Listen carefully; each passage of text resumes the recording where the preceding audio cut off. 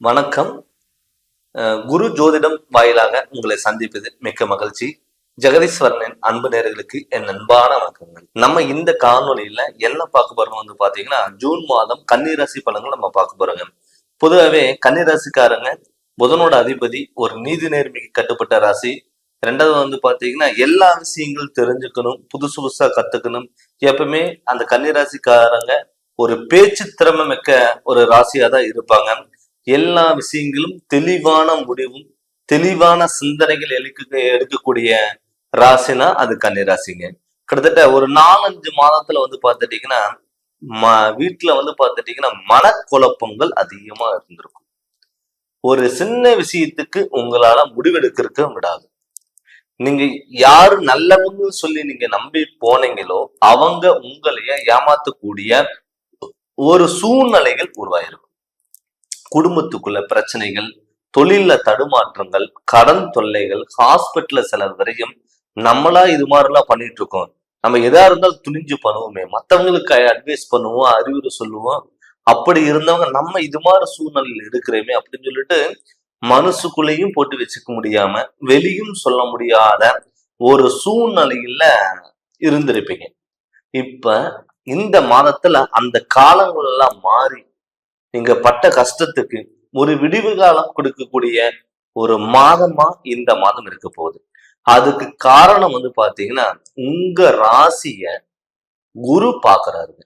அப்படி குரு பார்வைப்படும் பொழுது தொட்டதையெல்லாம் பொன்னாக மாறக்கூடிய ஒரு டைம். அது இல்லாம வந்து பாத்தீங்கன்னா, உங்க ராசிக்கு ராசிநாதன் புதன் வந்து பாத்தீங்கன்னா இந்த ஜூன் மாதம் 11ஆம் தேதிக்கு அப்புறம் வந்து பாத்தீங்கன்னா மிதுன ராசிக்கு வரப்போறாரு. அது தன்னுடைய சொந்த வீட்டுக்கு வரப்போறாரு. அப்படி வரும்பொழுது உங்களுக்கு வந்து பாத்துட்டீங்கன்னா 10ஆம் இடத்துல புதன். தொழில் இல்லாதவங்களுக்கு கட்டாயம் தொழிலுங்கிறது கண்டிப்பா கிடைக்கும். நிறைய பேர் வந்து பாத்தீங்கன்னா தொழில்ல வந்து பாத்துட்டீங்கன்னா கவலைகள் இருந்திருக்கும். ஒரு வேலையில ஒரு ஈடுபாடா இருந்து அந்த தொழில் பண்ண முடியாத ஒரு சுச்சுவேஷன் இருந்திருக்கும். நம்ம தொழிலுக்கு போகணுமா, இவருகிட்ட நம்ம கைகட்டி நின்றுட்டு இருக்கோமா, ஒரு சின்ன விஷயமா தான் இருந்திருக்கும். ஆனா அது பெரிய பிரச்சனைகளை கொண்டு போய் விட்டுருப்பாங்க. நீங்க வந்து பாத்துட்டீங்கன்னா யாரு ரொம்ப நாளா ஒரு இடத்துல ஒர்க் பண்ணிட்டு இருந்து ஒரு எல்லாத்தோட சப்போர்ட் இருந்திருக்கும். கிட்டத்தட்ட அந்த ஒரு 2-3 மாதத்துல வந்து பாத்துட்டீங்கன்னா இதுக்கு முன்னாடி வந்து பாத்தீங்கன்னா சின்ன பிரச்சனை நீங்க பண்ண எந்த தப்புமே பண்ணிருக்க மாட்டீங்க. பட் உங்க மேல பழி எடுத்து போடுவாங்க. அதாவது பண்ணாத தப்புக்கு தண்டனை அனுபவிக்க வேண்டிய சூழ்நிலையில் வரும். புதுசா ஒரு கம்பெனில ஒரு இடத்துல வந்து ஜாயின் பண்ணுவாரு. உங்களுக்கான அங்கீகாரம் இல்ல, புதுசா வந்தவருக்கு அங்கீகாரம் கொடுப்பாங்க. இதனால என்ன ஆகும்னா உங்களுக்கு அந்த மன உளைச்சல்கள் வந்திருக்கும். அப்படி இருந்தவங்களுக்கெல்லாம் இப்ப உங்க ராசிநாதன் 10ஆம் இடத்துக்கு வந்த நாள்ல கண்டிப்பா உங்களுக்கு தொழில் நல்ல முன்னேற்றங்கள் வரும். வெளியூர் பயணங்கள், வெளிநாடு பயணங்கள், இது எல்லாமே சூப்பரா இருக்கு. நிறைய பேர் வந்து பாத்துட்டீங்கன்னா நம்ம சொந்த ஊரை விட்டுட்டு வெளியூருக்கு போயிட்டோ இல்ல வெளிநாடுகளுக்கு போயிட்டோ அங்க போய் ஏதாவது வேலை செய்யலாம், ஏதாவது ஒரு சொந்த பிசினஸ் ஆரம்பிக்கலாம் அப்படின்னு நினைச்சு போனவங்கலாம் வந்து பாத்தீங்கன்னா நம்ம நம்ம சொந்த ஊருக்கே போயிடலாமா, அவசரப்பட்டு இங்க வந்துட்டோமோ, நம்மளால இங்க வந்து எதுவுமே நம்மளால சாதிக்க முடியாதோ, நம்ம நினைச்சது எல்லாமே நடக்காதா அப்படிங்கிற ஒரு எண்ணம் இருந்துட்டே இருந்திருக்கும். இப்ப அவங்களுக்கெல்லாம் வந்து பாத்தீங்கன்னா ஒரு கோல்டனான பீரியட்னு கூட நம்ம சொல்லலாம். அதுக்கு காரணம் வந்து பாத்துட்டீங்கன்னா உங்க ராசிநாதன் 10ஆம் இடத்துல இருக்கிறது. அது இல்லாம வந்து பாத்தீங்கன்னா 9ஆம் இடத்துல வந்து பாத்தீங்கன்னா குரு பகவானும் சுக்கிர பகவானும் சூரியன் 3 கிரகங்கள் தேவகுருமும் அசுவகுரும் ஒரே வீட்டுல இருக்கறனால உங்களுக்கு வந்து பாத்தீங்கன்னா தொட்டதெல்லாம் பொன்னாக மாறக்கூடிய ஒரு டைம். அது இல்லாம வந்து பாத்தீங்கன்னா உங்க ராசிக்கு குடும்பஸ்தானத்துல வந்து பாத்தீங்கன்னா சுக்கிரனோட வீடு துலாம் ராசியில, அது வந்து பாத்தீங்கன்னா ரிஷப ராசியில சுக்கிர பகவான் தன்னுடைய சொந்த வீட்டுல இருக்காரு. அப்படி இருக்கும்போது மாணவர்கள் வந்து பாத்தீங்கன்னா எதிர்பார்த்ததை விட மதிப்பெண்கள் அதிகமா கிடைச்சிருக்கும். அதுக்கு இப்ப இந்த காலகட்டத்துல வந்து பாத்தீங்கன்னா இந்த மாதத்துல என்ன கோர்ஸ் படிக்கலாம், கன்னிராசிக்காரங்களுக்கு மெயினான குழப்பங்கள் இருக்கும். என்ன கோர்ஸ் படிக்கலாம், எது சம்பந்தப்பட்டதை படிக்கலாம், தான் விருப்பப்படி ஏதாவது படிக்கலாமா அப்படிங்கிற எண்ணம் குழப்பங்கள், எந்த காலேஜ்ல சேர்றது, இது எல்லாமே குழப்பங்கள் அதிகமா இருந்திருக்கும். ஆனா கன்னிராசிக்காரங்க பொதுவே வந்து பாத்தீங்கன்னா மேக்ஸ் சம்பந்தப்பட்டது, ஆடிட்டிங் சம்பந்தப்பட்டது, அக்கௌண்ட் சம்பந்தப்பட்டது, கணினி சம்பந்தப்பட்டது, இந்த டீச்சர் லைன் நமக்கு தெரிஞ்ச விஷயங்கள் சொல்லி குடிக்கக்கூடிய ஒரு லைன், ஐடி சம்பந்தப்பட்டது எல்லாமே அவங்களுக்கு சூப்பரா ஒத்து வரும். அதனால கன்னிராசிக்காரங்க முடிஞ்ச அளவுக்கு அதுக்கு நீங்க ட்ரை பண்ணீங்கன்னா கண்டிப்பா உங்களோட ஃபியூச்சர்ல தொழில்ஸ்தானம் சூப்பரா அமையும். இல்ல நமக்கு மாற்று வேற ஏதாவது நம்ம ஒரு டிசைனிங் சம்பந்தப்பட்டதோ இல்ல இரும்பு சம்பந்தப்பட்டதோ இல்ல சிவில் சம்பந்தப்பட்டதோ ஏதாவது நீங்க படிக்கலாம்னு சொல்லி விருப்பப்பட்டீங்கன்னா உங்களுடைய ஜாதகத்துல அந்த தொழில்ஸ்தானம் அமைப்பு நல்லா இருந்ததுன்னா நீங்க தாராளமா நீங்க பண்ணலாம்.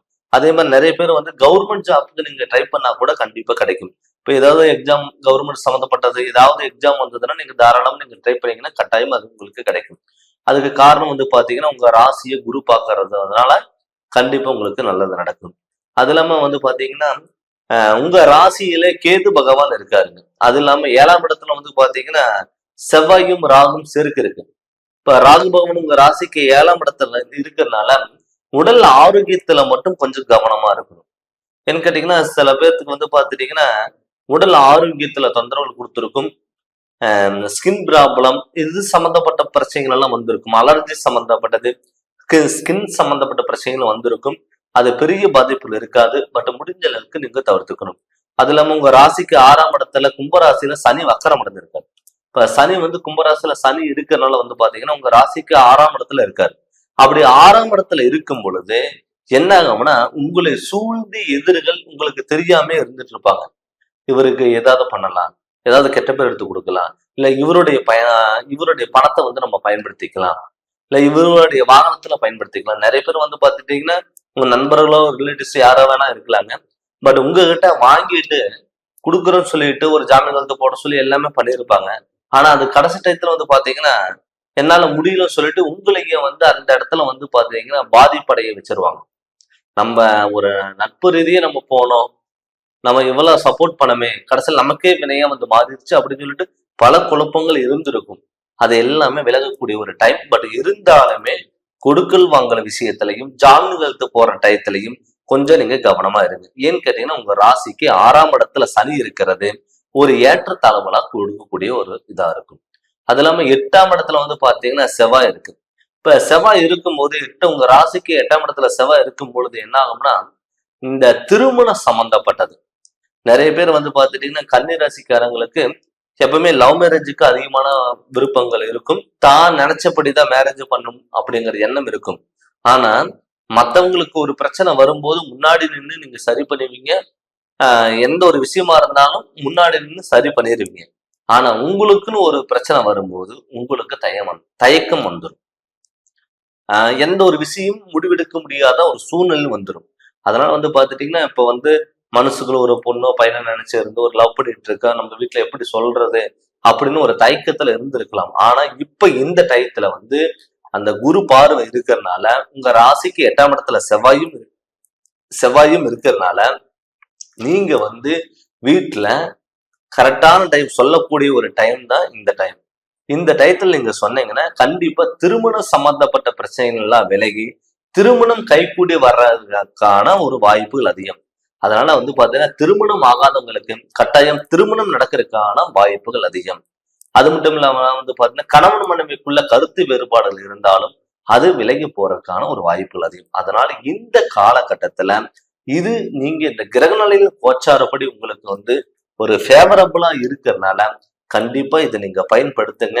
கண்டிப்பா உங்களுக்கு நினைச்சது எல்லாமே கைகூடி வர்றதுக்கான வாய்ப்புகள் அதிகம்.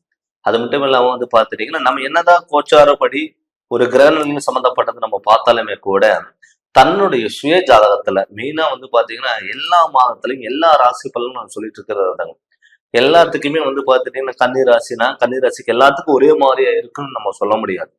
ஏன்னு கேட்டீங்கன்னா கோச்சாரப்படி ஓரளவுக்கு இருந்தாலுமே கூட பொது பலனா இது இருக்கலாம். பட் நம்மளுடைய சுய ஜாதகத்துல நடக்கக்கூடிய திசா புத்திகள் எப்படி இருக்கு, நம்ம ஜாதகத்துல ஏதாவது தோஷங்கள் இருக்கா, அந்த தோஷங்களுக்கான வழிபாடுகள் என்ன, எந்தெந்த வழியில நம்ம போகலாம், எந்த வழியில போகக்கூடாது, என்ன பண்ணலாம் என்ன பண்ணக்கூடாது அப்படிங்கறத நம்ம ஜாதகப்படி நம்ம தெரிஞ்சுக்கணும். அத ஜாதகப்படி நீங்க தெரிஞ்சு அதனோட வழியில் நீங்க போங்க. உங்களோட லைஃப்ல நிறைய விஷயங்கள் நீங்க தெரிஞ்சுக்கலாம். நினைச்சதெல்லாம் சாதிக்கலாம்.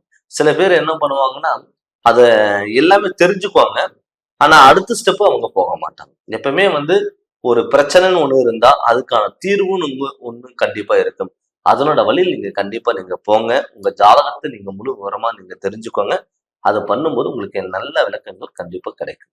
அதனால நீங்க ஏதாவது ஜாதகம் பார்க்கணும்னு சொல்லி விருப்பப்பட்டீங்கன்னா என்னுடைய நம்பருக்கு நீங்க ஃபோன் பண்ணி கன்சல்ட் பண்ணிட்டு உங்களுக்கு கண்டிப்பா நல்ல விளக்கங்கிறத நான் தரேங்க. இந்த சேனலை நீங்க ஃபர்ஸ்ட் டைம் பார்க்குற மாதிரி தான் சப்ஸ்கிரைப் பண்ணுங்க, பெல் பட்டனை டச் பண்ணுங்க, உங்க நண்பர்களுக்கு ஷேர் பண்ணுங்க. நன்றி, வணக்கம்.